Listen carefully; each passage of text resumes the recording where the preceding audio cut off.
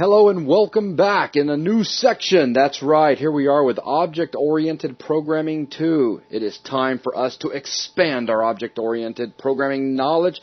In this video, we're going to be covering several things that are key to your understanding of the object-oriented world. The cool thing is, a lot of the things that you're going to see in this section, you've already taken a sneak peek at in the previous section. Think about it. You've seen constructors, albeit quickly, but you've seen them. You've seen static members.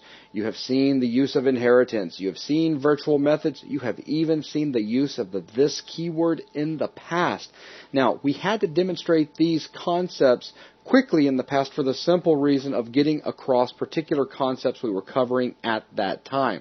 And I had told you, don't worry if you didn't have a clear understanding of what they meant, because we were going to cover them in detail in the future.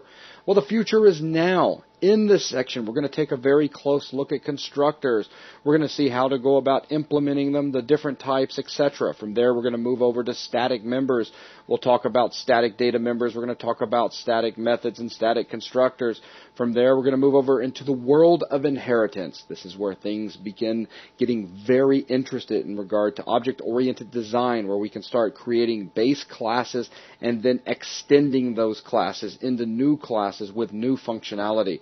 We will continue to strengthen those concepts with the use of virtual methods. Finally, a very good understanding of the this keyword needs to be demonstrated. And after that, we're going to take all of these concepts, group them together in a very simple actor management application. Basically, we're going to demonstrate all of the concepts that have been demonstrated throughout this section. And once again, a knowledge review, because we need to make sure that you're comfortable with what it is that you have been shown. So this promises to be a very interesting section, and with that, let us go ahead and get started.